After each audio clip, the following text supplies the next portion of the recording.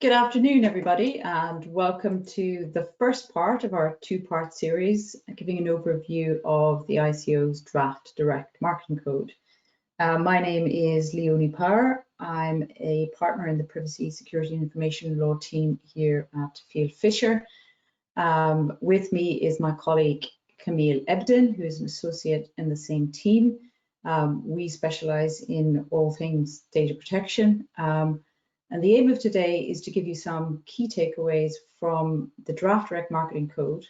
As I say, it's part one of two. So the second session next week will look at a number of different areas of the same code. To keep it simple, today we're going to focus on three main areas. Just moving on the slides, which aren't playing ball with me. There we go. So we're going to focus on three key areas. So firstly, we have an introduction from Camille. She will go over the status of the code and also some key definitions that are used throughout the code. And then we'll focus on three areas. Firstly, making sure that your direct marketing is lawful. And Camille will talk a little bit about finding the appropriate legal basis for the relevant direct marketing activity. And in particular, she will discuss whether that basis should be consent or legitimate interests. Then we'll look at leveraging technologies and what the code says about that, in particular focusing on carrying out a data protection impact assessment, the concept of privacy by design, and also some of the interesting 21st century technologies on which the code focuses, such as facial detection and facial recognition. And the third key area we will look at is online direct marketing considerations, in particular targeted advertising and the use of social media also for direct marketing purposes. So on that note, I will hand over to Camille, who will give you the intro to the code. Camille.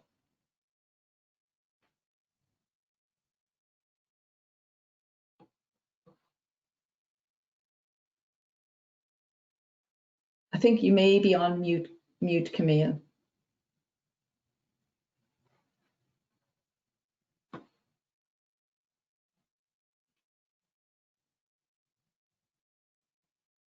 Apologies, I'm not sure whether we're having some technical issues as I don't hear Camille yet. Let me just check if she's having issues with her sound.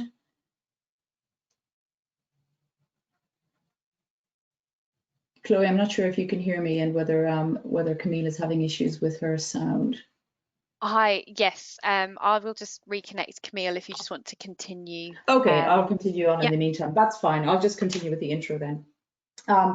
Okay, so as the title suggests, the direct marketing code from the ICO is still currently in draft form.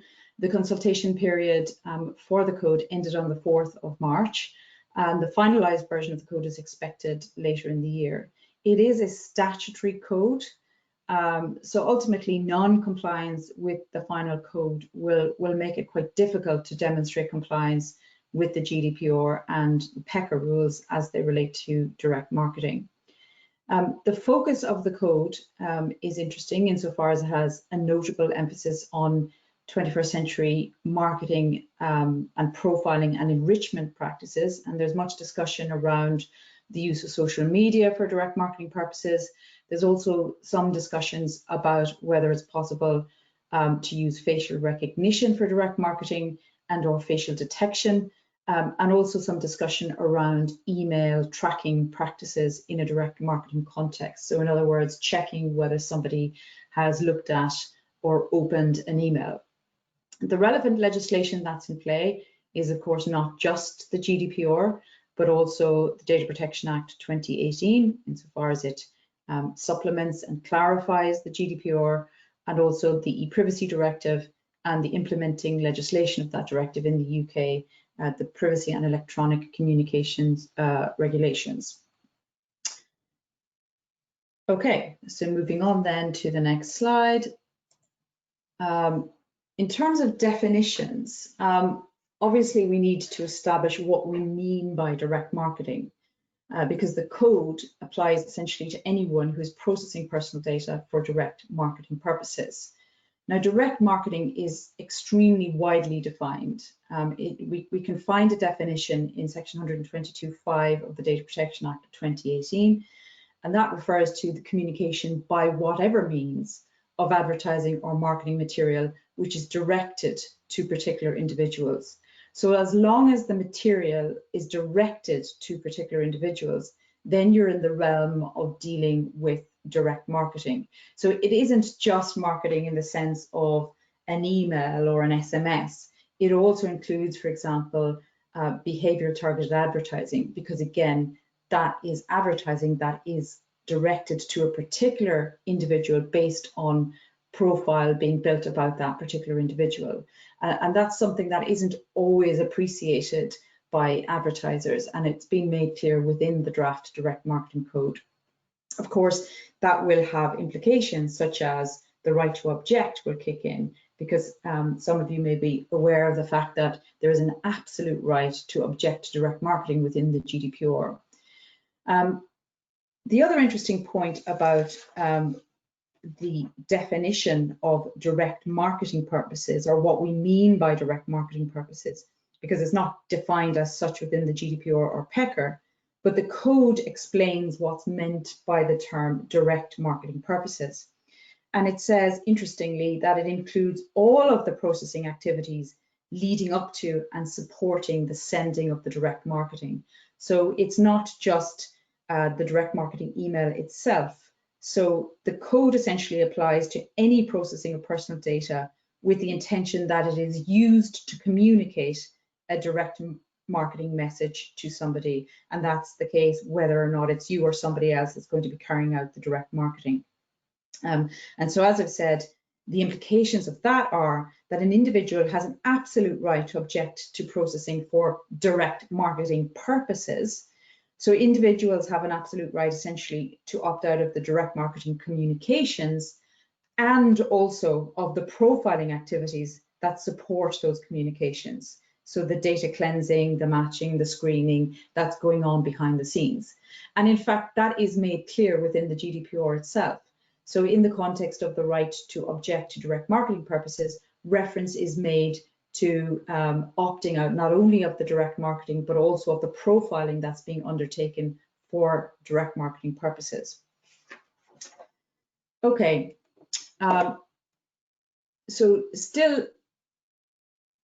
that was the introductory section, and we've covered off the status of the code, and we've covered off some basic definitions of what we mean by direct marketing, which we saw was very widely defined, and we talked about direct marketing purposes. So we now come to the one of the substantive areas of today's presentation, which is around making sure that your direct marketing is lawful. And in order to do that, you need to have an appropriate legal basis to undertake your direct marketing activity. Now, generally speaking, that's going to be one of two legal bases. It's either going to be consent. In other words, you have the consent of the relevant individual to undertake the direct marketing activity, or it will be that the direct marketing activity is in your or a third party's legitimate interests, and those interests are not outweighed by any prejudice to the rights and freedoms of the relevant individual or data subject. And so, one of the key things to think about in this context is, well, can you rely on legitimate interests for the relevant direct marketing activity? And the GDPR in itself makes clear that reliance on legitimate interest is a possibility in terms of engaging in direct marketing activity. However, we then need to think about the interplay between the GDPR on the one hand and the PECR rules on the other hand. And in that context, essentially, the specific rule trumps the general rule, or as they say in Latin, lex specialis applies. So we need to look at whether there's a specific rule which applies under PECR to the relevant direct marketing activities. So if, for example, you're sending out direct marketing by email, the starting point is that you need prior consent in order to do that, unless you're relying on what's called the soft opt-in exemption, which is quite narrowly construed. But generally speaking, you need prior consent in order to engage in email marketing for PECR purposes. And so there's a specific rule about that type of marketing. Now, obviously, if you engage in some kind of email marketing, you're going to be processing personal data. Inevitably, you will be processing an email address, for example. And so the GDPR rules are also engaged, which means that you must have a lawful basis to undertake the relevant processing. Now, if the specific rule for PECR purposes is that you need consent, because the specific rule trumps the general rule that you need an appropriate legal basis, then the specific rule prevails. In other words, you also need consent for GDPR purposes, or consent is the most appropriate legal basis for GDPR purposes. And that's why you would use consent for that particular type of direct marketing in order to satisfy both the GDPR and the PECR rules. However, for other types of marketing where there isn't a specific rule, then it may be possible to rely on legitimate interests for the personal data processing. So, for example, PECR doesn't have any rules about mail marketing, for example. And so from that perspective, yes, you will still be processing personal data. There's no specific rule as such, but you do need to have a legal basis for processing the relevant personal data. And so from that perspective, it is legitimate, or it is possible to rely on the legitimate interest ground, as long as, of course, you satisfy other GDPR principles, such as transparency, that you've been upfront with individuals about the possibility that you will use their mailing address in order to send them marketing information, for example, and providing the usual information like the identity of the data controller and other information that's required by Articles 13 and 14 of the GDPR. So, you know, all of this is made clear within the code, that you need to identify the appropriate legal basis for processing, and that PECR rules in some cases may be engaged, which will dictate the basis on which you're processing personal data. Okay, so continuing then with lawfulness, assuming that you do need to consent for GDPR purposes, Article 94 of the GDPR makes clear that wherever there's a reference to the European Data Protection Directive in any European legislation, that should be deemed to be replaced by a reference to the GDPR. Now, within the PECR rules, essentially when those rules talk about consent, they define consent by reference to the previous European Data Protection Directive. And so that reference is now deemed replaced by a reference to the GDPR, which essentially means that when you are seeking to establish that you have a consent to the relevant direct marketing, you've got to show that you've got a consent that meets GDPR standards. So what do we mean by GDPR standards? Well, Article 411 of the GDPR defines essentially what is meant by consent. Consent must be freely given, and I'll talk a little bit later about what we mean by freely given and whether, for example, you can have a cookie wall, which means that you require individuals to give their consent to direct marketing in order to provide a service. So freely given must mean essentially that there's no, there's no undue pressure on the individual to give their consent. It must also be specific and informed. So again, that boils down to having an appropriate level of transparency in terms of how personal data will be used. And there must be some kind of unambiguous indication of the individual's wishes. And so an individual must take a deliberate and specific action to agree to the direct marketing purpose. And what is absolutely clear in this context is that you can't use pre-tick boxes or rely on any kind of silence or inactivity. That said, as long as there is some kind of unambiguous indication, it doesn't necessarily have to be a tick box scenario. It could be, for example, that you have a statement that says, by filling in your email address below and pressing the submit button, you hereby consent to ABC Limited sending you marketing by email for goods and services in which you may be interested. clearly by putting in your email address and pressing the submit button, there's an unambiguous indication of your consent to that particular direct marketing activity. So there needs to be some kind of affirmative and unambiguous indication. It doesn't necessarily have to be a tick box, whereby you invite people to tick a box to indicate their consent, but that is, of course, one way of doing it. And of course, the other point about the Article 411, in terms of the consent and the nature of that consent, it's clear that it must be as easy to withdraw consent as it is to give it. And obviously, if an individual withdraws consent, then you should cease the relevant processing to which that consent relates. Okay, I have a few questions. This actually might be a good place. Let me just check if I finished the lawfulness angle. Let me just finish out the special category point of the code, and then I'll cover some of the questions. Okay, so the code says some interesting things in relation to special category data.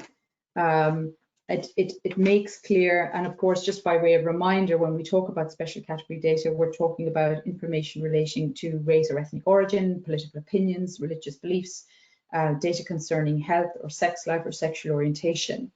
And the code reminds us that in order to use special category data for direct marketing purpose, you must, of course, meet a special category condition as per Article 9 of the GDPR, or it may be that a member state might have implemented further specific conditions.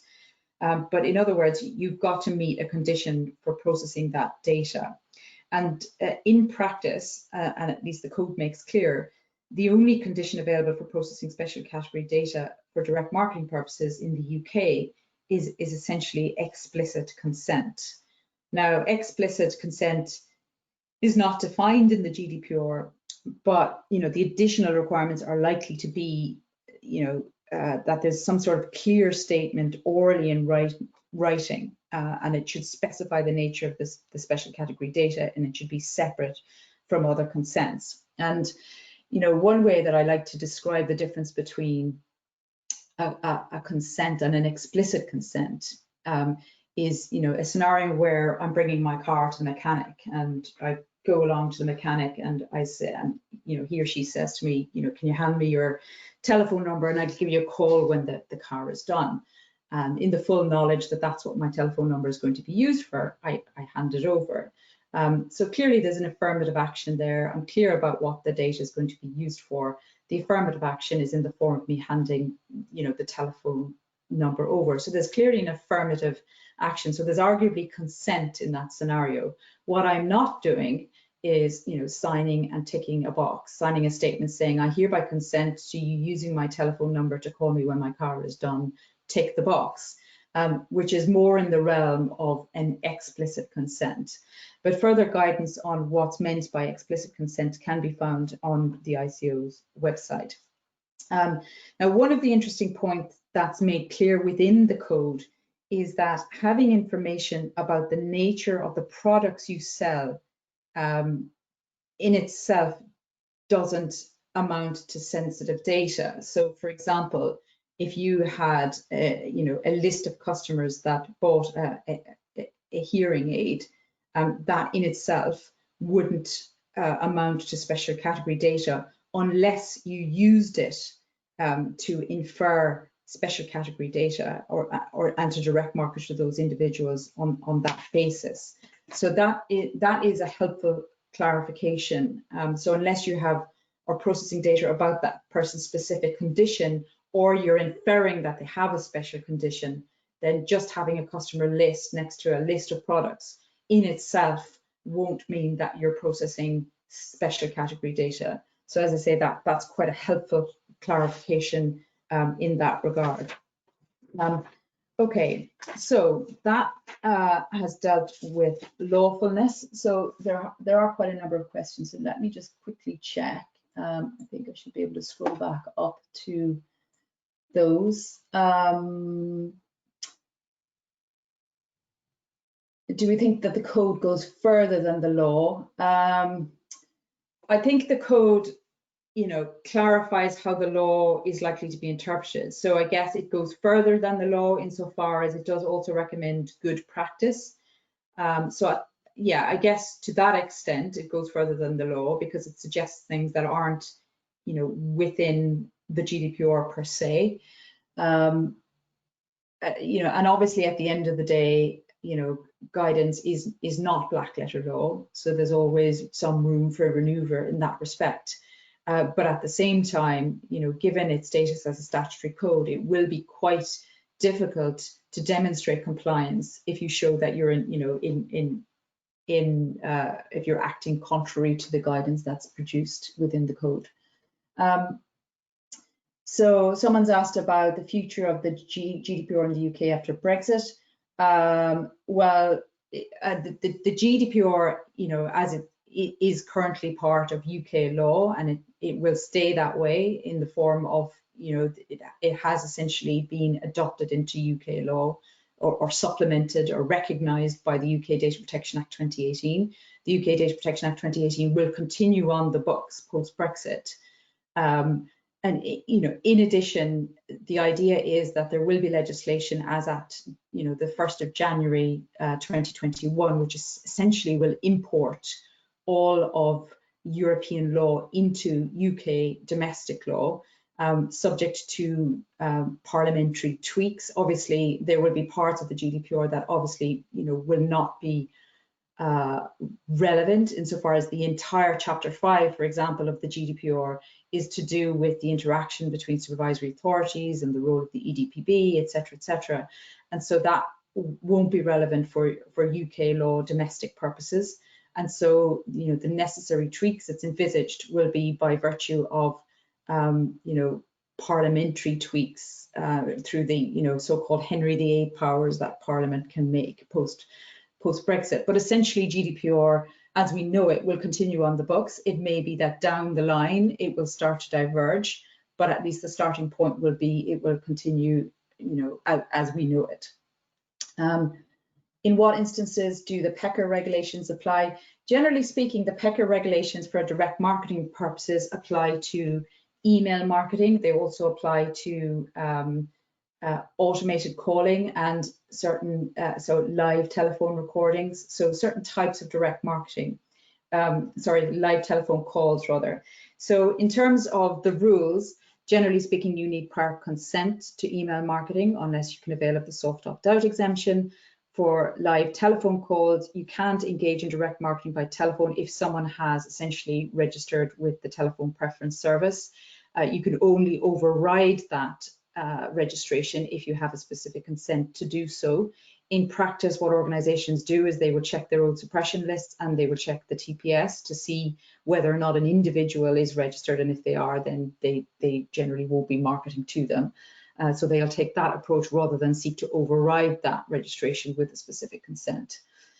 What if cookies are placed for the purposes of processing data for non-electronic marketing purposes? Is explicit consent still required? Well, if you're using any cookies, and we'll come to this a bit later because I will deal with the use of cookies within emails to track email marketing. But if you are using cookies, you do need consent to use cookies, and you need prior consent to use cookies, except in very limited situations. So we'll see how that has an impact in the context of email marketing when I come to that section. Okay, so I'll leave the questions there for now and just move on to the second part of the talk. So far we've dealt with ensuring that your direct marketing is lawful, and we talked about identifying an appropriate legal basis for your direct marketing activity, and also if you are inferring some kind of special category data, then you do need to comply with the sensitive data condition. And the only real, in practice, the only likely one you'll be able to use is the explicit consent of the individual. In terms of then the second section of the talk, we wanted to just briefly touch on what the code says about leveraging new technologies. And in particular, the code makes clear that if you are using new technologies for marketing and online advertising, it is highly likely that you'll require a data protection impact assessment.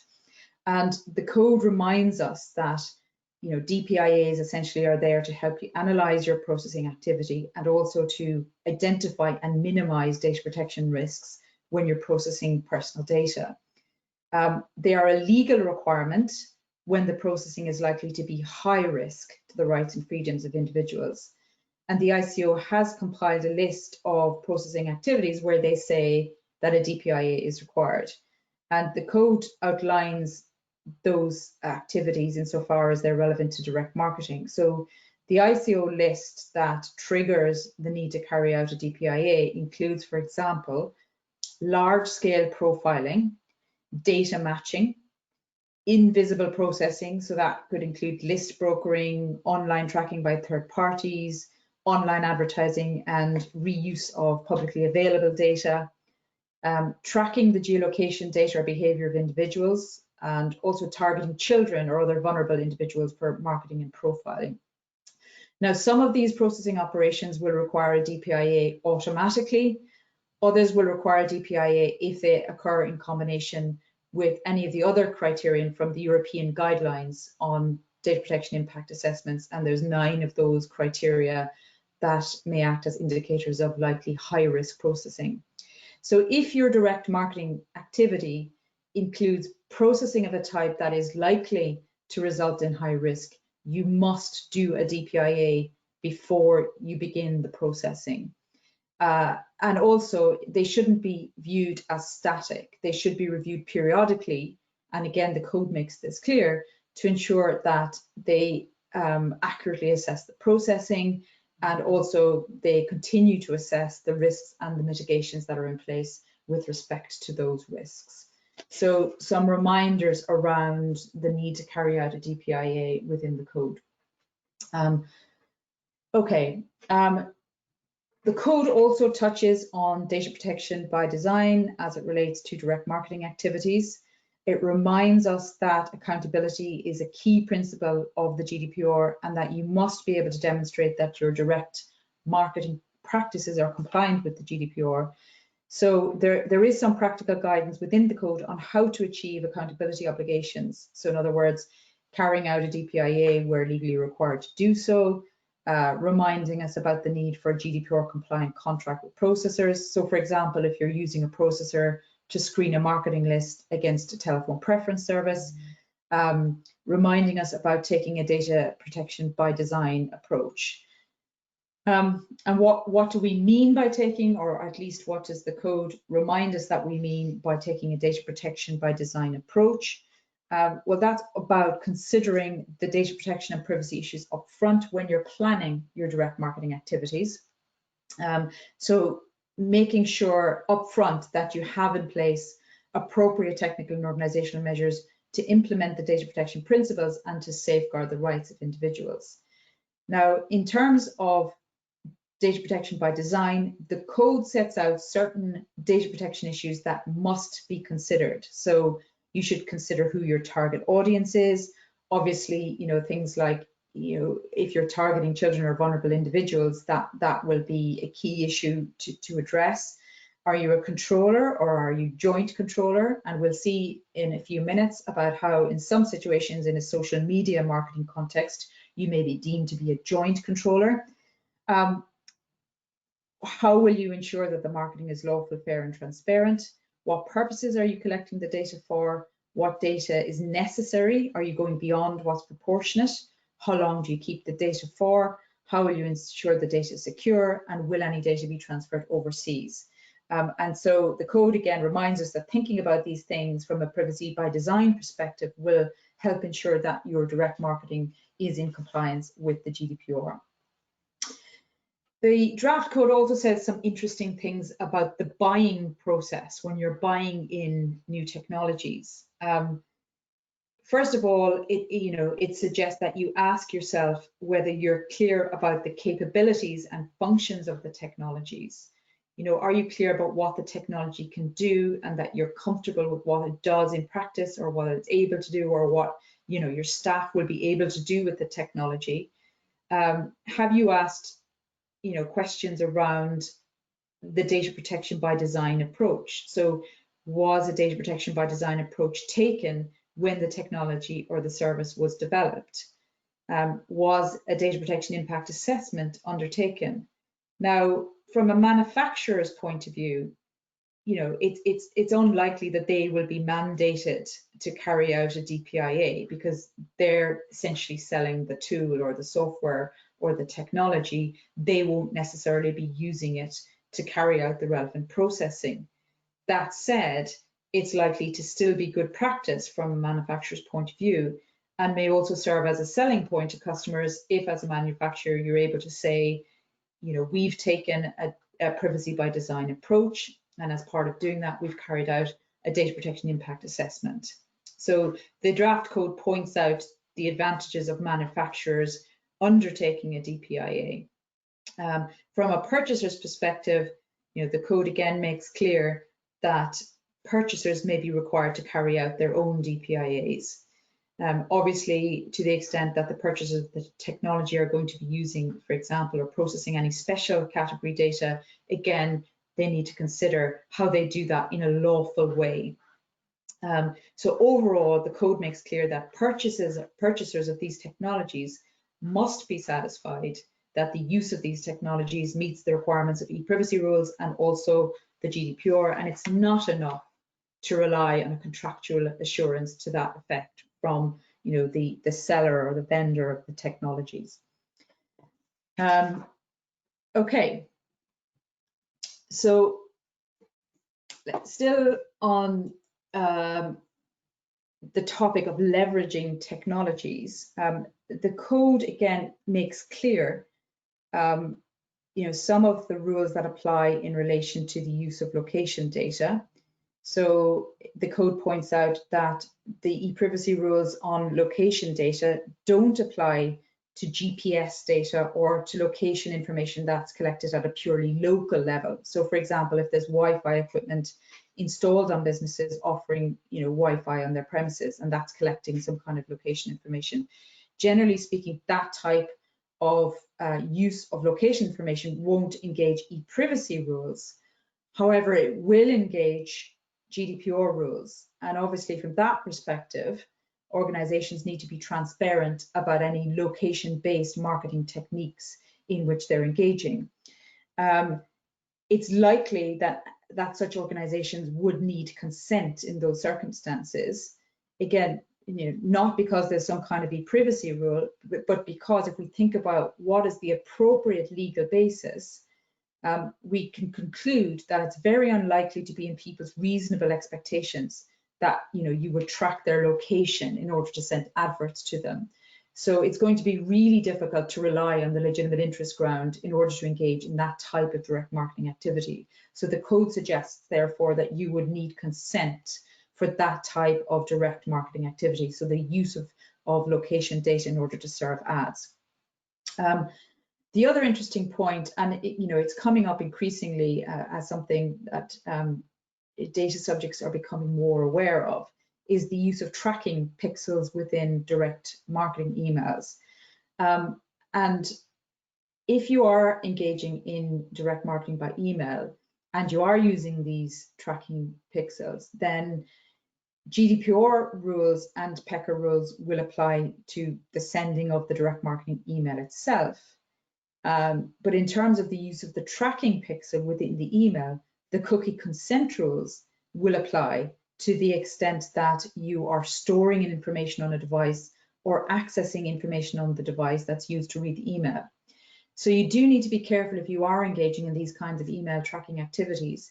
And one of the challenges, of course, in this context is, well, how do you get that upfront consent to the use of cookies? Because it'll be very difficult to get specific and informed consent that's sufficiently granular and separate in order to satisfy the GDPR rules in relation to obtaining consent. So query whether you need to think about, as well as having your email consent box, you know, saying, do you agree to, you know, receiving direct marketing emails, that you have a separate box that says, you know, are you happy to be tracked? But, you know, this isn't being done as standard. We're not seeing that that organizations are taking that approach as yet, or at least I haven't come across that. It may be that they're taking a different approach or obtaining consent by some other means, but we are seeing an increased awareness among users of the use of these tracking pixels. So the code specifically addresses that. Let me see, I think I will continue to the end of the technology section. And I just have one more slide on that, and I'll take a few more questions, and then we'll deal with the last section.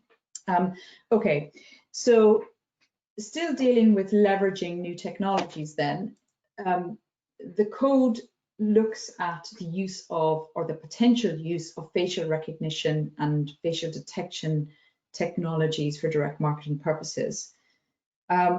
And the code distinguishes between facial recognition, which is seeking to identify or verify a specific individual, and facial detection, which seeks to distinguish between different categories of individual.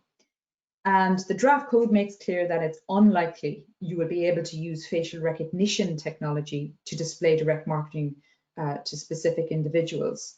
And I always think in this context of that film Minority Report, where Tom Cruise walks into the mall and he gets, all of these billboards saying, "Hey Tom, welcome to our store, and are you interested in whatever it is that they think you might be interested in?"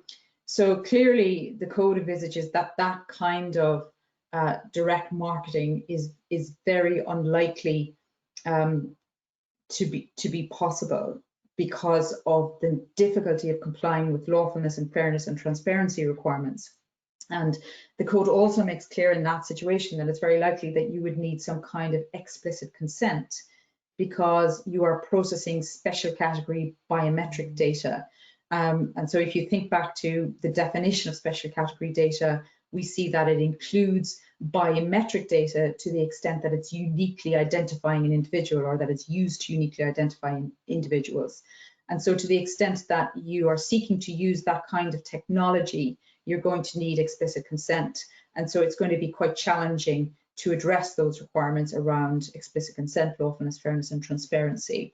So the code, envisages it's unlikely that you'll be able to use facial recognition for direct marketing purposes. However, the news is a bit better from a marketer's perspective in the context of facial detection. As we've said, facial detection seeks to distinguish between different categories of individuals. So if you wanted to segment audiences in a particular shopping center, for example, into different categories using facial detection and market on that basis on the various billboards that were displayed, then it might be possible to do that. And the code does make that clear. But it does sound a warning note insofar as it says you need to be careful to ensure there's no scope creep. Because if by doing that you start tracking an individual across a particular area of the shopping mall, such that you could be said to be singling them out, then you will be into the realm then of making it more difficult to comply with GDPR requirements. So you must ensure there's no scope creep, and of course, ensure general compliance with the principles of the GDPR. So some really interesting discussion there around use of some of these new 21st century technologies. Okay, I'll pause on that note. We only have about 5, actually maybe I won't, because we have about 5 minutes left, and I'd quite like to cover the social media stuff. So I'll continue. If there's time at the end, I don't think there's anything on immediately after this. So if you have time to stay on, then we can deal with some of the questions. So the third area that we wanted to deal with today was online direct marketing, and we again looked at the code insofar as it applies to behavioral targeted advertising. And as I've said, behavioral targeted advertising falls squarely within the definition of direct marketing. So the code makes that absolutely clear. And as a result of that, individuals have an absolute right to opt out of behavioral targeted advertising, including the profiling that goes on behind the scenes. The code distinguishes between behavioral targeted advertising and contextual advertising. So contextual advertising being the scenario where the advertising is targeted to the contextual features of the particular page, so the content of the page. And the code says that that's not direct marketing because it's not directed to a particular individual. However, that conclusion does appear to be premised on the assumption that personal data is not being processed for ad targeting. And so the draft code doesn't appear to consider, well, what if personal data is being used for frequency capping? In other words, in a contextual advertising context, ensuring that those contextual ads are only targeted at individuals who haven't seen them before. So to that extent, there may be some limited personal data processing. And so the status of those types of ads is not entirely clear. And it may be that the finalized version of the code would address that particular point. The code also makes a throwaway reference to push notifications. It briefly talks about them being caught by e-privacy rules, which is quite interesting because if we look at the definition of electronic mail within the e-privacy legislation, it seems to envisage some kind of message that can be stored and later retrieved. So it's not entirely clear what the code means by push notifications and whether it actually had envisaged that it's the type of notifications that can be stored and later retrieved, because that would seem to be the criteria for triggering the application of PECR. Again, that may be something that will be clarified within the next version of the code. Oh, sorry, I forgot to move the slide on there, and as I talked to the wrong one, but all it had was just some of the bullet points in any event. So just exactly the point that behavioral advertising constitutes direct marketing. Contextual advertising, the code says doesn't, but they don't seem to have considered frequency capping, and just that last point about push notifications. Moving on then to the next slide about putting up direct marketing walls, the code makes clear that it's very unlikely that you can make access to a service or a benefit conditional upon to agreeing to receive direct marketing. So it does seem to outlaw cookie walls. However, it does seem to say that you can incentivize individuals to sign up to direct marketing. And so it gives some examples of that. I guess it would be a case of making sure that you don't cross that particular line in terms of unfairly penalizing people that don't sign up. The code makes clear in terms of cookie walls that, as I say, generally it should not be done, where the direct marketing is not necessary for the performance of the service. And it gives the example of a train company only allowing access to free Wi-Fi if passengers consent to receive direct marketing. And it says that that consent is not valid because collecting details for direct marketing is not necessary to provide the Wi-Fi. But interestingly, the code says that there are some limited exceptions. So if the whole purpose of signing up to a retail loyalty scheme is to receive marketing offers, then it does seem to envisage that would be possible. And as I said, it does also envisage that you can incentivize individuals, such as by giving them discounted products or access to special offers if they agree to direct marketing. But it says you can't unfairly penalize people who don't sign up to receive marketing. So, for example, you can't prevent a person from collecting loyalty scheme points to redeem against future purchases if they don't consent to receiving marketing messages. So some interesting analysis within the code about what's acceptable and what's not from a cookie wall perspective. Also some very interesting commentary on the use of social media for direct marketing purposes. The code makes clear that using list-based tools such as Facebook custom audiences or LinkedIn contact targeting to display direct marketing to users of those platforms is likely to require user consent. So that consent would be the appropriate legal basis for the relevant data processing, which is an interesting point. It also makes the point that if you're using or if you're providing personal data to social media platforms to create lookalike audiences for targeted marketing purposes, then you're likely to be acting as a joint controller with that social media provider in relation to those lookalike audiences. And it would be incumbent upon you as part of your Article 26 of the GDPR requirements to ensure that there's some kind of an arrangement between you that sets out your respective responsibilities and ensure that transparency requirements, for example, are addressed. So you would need to ensure that you're transparent with the original audience and that the platform is transparent with the lookalike audience in terms of the processing that's being undertaken. The key point here is that even though as an organization you might not have access to the data relating to the lookalike audience, you have the ability to influence the processing of that data. And so from that perspective, you would be considered to be a joint controller. And this is in line with the Fashion ID decision, which I will very briefly touch on now on the next slide. Very briefly, this decision was a decision of the Court of Justice of the EU, handed down on the 19th of December 2018. It concerned an online fashion retailer, Fashion ID, and essentially they embedded a social plugin, so the Facebook like button in that case, whereby when a user encountered the website, data was automatically sent to Facebook. Now, the Fashion ID, so the website operator, did not have any visibility over the data that was being sent. But nevertheless, the court held that the website operator in that case was a joint controller with Facebook in terms of the collection and the transmission of the data to Facebook. Now, interestingly, it said that the website owner was not a joint controller in respect of the subsequent processing by Facebook, but at least in respect of the collection and transmission, it was a joint controller and it was responsible for providing appropriate transparency information to users.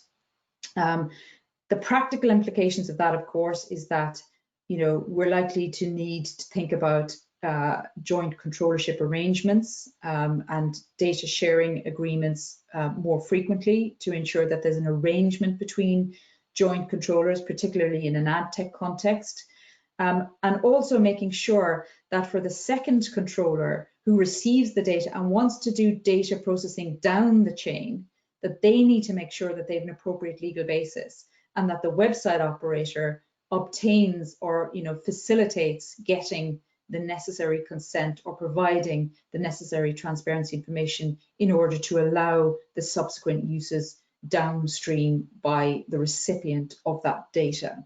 So some interesting practical implications of that particular decision, and as I say, it's followed through in the draft direct marketing code. Okay, so that was a bit of a whistle-stop tour. The code is quite extensive, and so that's why we chose to focus on just 3 areas in today's session. The next session will be on the 14th of July at 15:45 with my colleague Nuria and my colleague Camille. So hopefully you'll be able to hear from Camille then. And that session will cover other topics within the draft code because, as I say, it's quite extensive. So I hope that's been useful. As I said, we've covered 3 areas, making sure that your direct marketing is lawful, so finding an appropriate legal basis, leveraging new technologies, the need to carry out DPIAS and ensure privacy by design and by default, and also having appropriate due diligence around the buying process and understanding the do's and don'ts in the context of some of the more 21st century technologies such as facial recognition and facial detection, and then finally looking at direct marketing online, how behavioral targeting is squarely caught, and how you need to think about GDPR in the context of your interaction with social media platforms if you are engaging in social media marketing. So I really hope that was useful.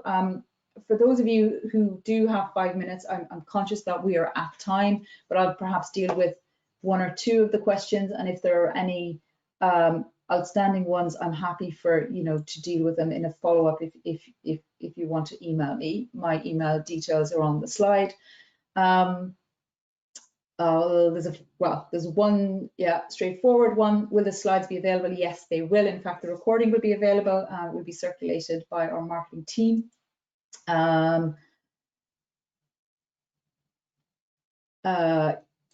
Okay, interesting question around reasonable expectations of individuals and whether that might change over time. Certainly, I think the argument could be made that that's the case as users become more increasingly familiar with what's likely to happen to their data and what technologies can do, and it becomes run of the mill. Then there certainly could be arguments around what's within someone's reasonable expectation, and whether from that perspective you might be able to rely on LIA. So I totally would envisage that things could change over time, and that, you know, what might be considered, you know, extremely invasive and outside someone's reasonable expectations today might well be a run-of-the-mill and expected practice in, you know, in due course. But I think it's about, in that situation, if you're looking to make that argument, having your legitimate interest assessment along the lines of having some kind of variation of the ICO's template to justify your position in terms of reliance on legitimate interest. Email tracking and generally campaign measurement, can we rely on the fact that there is further processing which is compatible with the original purpose? I would distinguish there between the processing of personal data and whether you can rely on you know, it being compatible with the original purpose, and the specific cookie rules set out within Pecker, because there's a specific rule in Pecker that if you drop a cookie, in other words, if you access information on a device or store information on a device, then you need consent, except in very narrowly construed exceptional situations. So if that's the case, then it won't really help you to make that, you know, analysis in terms of the compatibility with the original purpose. And in fact, then in terms of the exceptions to the rule on direct marketing of your own products or services, the consumer has already subscribed or bought the service. No explicit, that is a reference to the soft opt-in exemption. So in those exceptional situations, you don't need prior consent to email marketing, but you do need to meet the relevant requirements of the soft opt-in exemption, such as that you've provided an opt-out at the time of collection of the details and in every subsequent market communication, that you've obtained the details in the course of a sale or in the UK negotiations for a sale, that the subsequent marketing is of similar goods and services by the same organisation. So there are a number of hurdles to meet, but if you do meet those hurdles, then indeed you can rely on the soft opt-in exemption. I think we've covered the question about the legal basis for lookalike audiences. The code does suggest that if you are marketing on social media, that the appropriate basis is likely to be consent. What constitutes large scale in terms of DPIA? For more information on large scale processing, it's really useful to look at the EDPB guidance on carrying out DPIAs, because they do go into more detail on that. And certainly in other EDPB guidances, there's discussion around what's meant by large-scale processing as well. In terms of enforcement, what kind of enforcement the code will have, you know, that's likely to be tied into GDPR enforcement. So the code is basically guidance on how to comply with the GDPR and to demonstrate compliance with the GDPR. So as I say, if you don't follow it, then it's going to be difficult to demonstrate that compliance. And so all of the enforcement options that are available to the ICO under the GDPR would be available in that particular context. And I think, have I covered them? Okay, so direct marketing. Yeah, I think we probably need to wrap it up there. I'm sorry, we've run out of time. There were a couple of other questions, but as I say, feel free to email me if you would like me to follow up. I hope you've enjoyed today's session and that you can tune in to the session next week. I'd also flag that my colleague Renzo is doing a SHREM session at 4 o'clock next Friday. So it's all happening on the data protection front. Never a dull moment. So thank you very much for your attention. I hope you've enjoyed the session. Thank you.